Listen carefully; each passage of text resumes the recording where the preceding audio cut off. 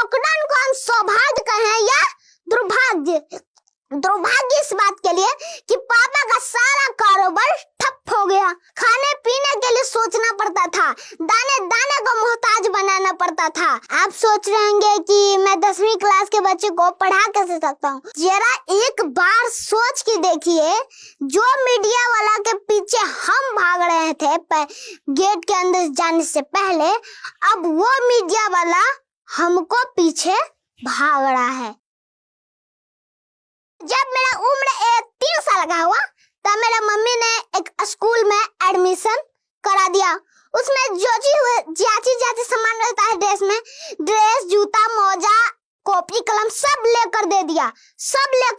लेकिन मैं मुश्किल से वहां पर 1 सप्ताह पढ़ा होगा, क्योंकि वहां पे जब हम पढ़ते थे ना तो हमें हमको रवाई बढ़ जाता था। तो पापा क्या किए कि वहां से हमको नाम कटा दिए। अब नाम कटा दिए तो हम क्या करें, हम घर पर ही रहते थे ना, तो पापा का मार्कर रहता था, तो पापा का मार्कर लेकर बोर्ड से रहता था, बोर्ड पर हम मार देते थे निमकी, पकौड़ी, जबेली। उसमें खास बात यह थी कि सारी आकृतियां जो होती थी सेम रहती थी। अब सेम रहने पर तो कोई पता नहीं चलता था ये क्या है। अब फिर अगर हमको बाद में पूछा जाए कि ये निमकी कौन है, पकौड़ी कौन है, तब हम उसमें सही जवाब देते थे। तो क्या था, उस समय हमको जलेबी बोलने नहीं आता था, जलेबी को हम जबेली बोलते थे, जैसा कि अभी हम बोले थे। तो फिर पापा कहते थे कि जो मन में आए वो लिखो, पसीने के स्याही से जो लिखते अपने हौसलों के उड़ा दे, उनके मुकद्दर के पन्ने कभी कोरे नहीं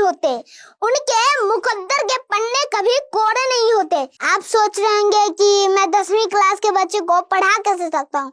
पढ़ाने के बाद से पहले मैं बता देता हूँ कि मैंने कैसे पढ़ा। तो उसमें हमारे लॉकडाउन के टाइम में एक बेसिक मैथ लिखा गया था।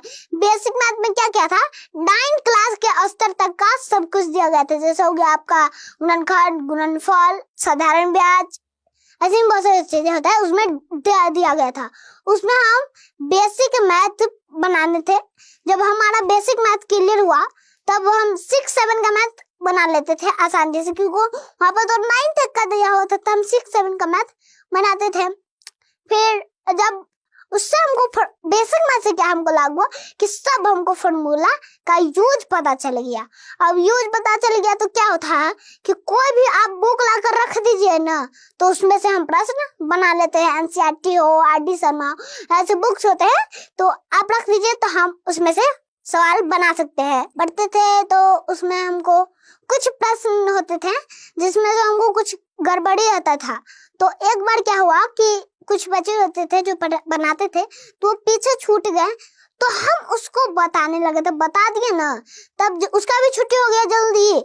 और तब हमको ऐसा लगा ना कि वो प्रश्न हम कभी भूले ही नहीं। जब जो प्रश्न उसको बताए ना वो प्रश्न हमको भूले ही नहीं, तब हमको ऐसा लगा कि पढ़ने से अच्छा तो पढ़ाना ही है, अपना उसका रिवीजन भी हो रहा है। और पढ़ेंगे तो कॉपी कलम भी खत्म हो जाएगा। आप जब उसको बता रहे हैं तो उसमें उसका कॉपी कलम खत्म हो रहा है, मैं तो कुछ हो नहीं रहा। इससे यही हमको फायदा लगा। और क्या होता था कि जो रिवीजन हो जाता था उससे, जिससे हमारा मैथ कंठस्थ होता था। अभी तो मैं सिर्फ अपने दोस्तों को पढ़ाता था, लेकिन एक दिन कैसा हुआ कि मेरे पापा जैसा कि आपने हमको बताया कि मेरे पापा पढ़ाते हैं, तो एक दिन क्या हुआ कि पापा को कोई और काम में लग गया, तो पापा कोई और काम करने लगे तो उनका क्लास खाली रह गया। तो हम सोचे कि बच्चा उठ के गाँव चले गया तो क्या हुआ। तब हम कहा कि हम भी पढ़ाना शुरू कर दिए। तो उसमें हमको लगा कि पहली क्लास तो हम ये ले लिए, पढ़ाना शुरू किया, तब हमको लगा कि अरे बाप रे बाप, हम तो इसको भी पढ़ा दिए। अब क्या हुआ, अब हम धीरे धीरे बढ़ते गए, उसी समय बीता गया, तब हम और स्तर के बच्चे को भी पढ़ा लेते थे। और आज मैंने अपना YouTube चैनल भी बनाया है जिसका नाम हुआ बॉबी राज ऑफिशियल। जो बच्चे मेरे से नहीं पढ़ पाते हैं वो ऑनलाइन पे भी पढ़ लेते हैं। धीरे धीरे हम पढ़ाते गए, पढ़ाने के बाद धीरे धीरे हम पढ़ाने लगे और ज्यादा, तो मेरा नाम आज पूरा बिहार लेने लगा। मेरा सपना था कि पेपर में फोटो आए, और धीरे धीरे मेरा सपना अभी पूरा हो रहा है। आज मेरा नाम पूरा बिहार ले रहा है, लेकिन अभी मुझे यहाँ पर ही नहीं रुकना है, यानी कि यहीं तक मैं सीमित नहीं रहना है, मुझे और भी कुछ करना है, क्योंकि मेरा लक्ष्य है कि मुझे हमको वैज्ञानिक बनना है। लक्ष्य हमारा यही है और मुझे इसे पूरा करना है।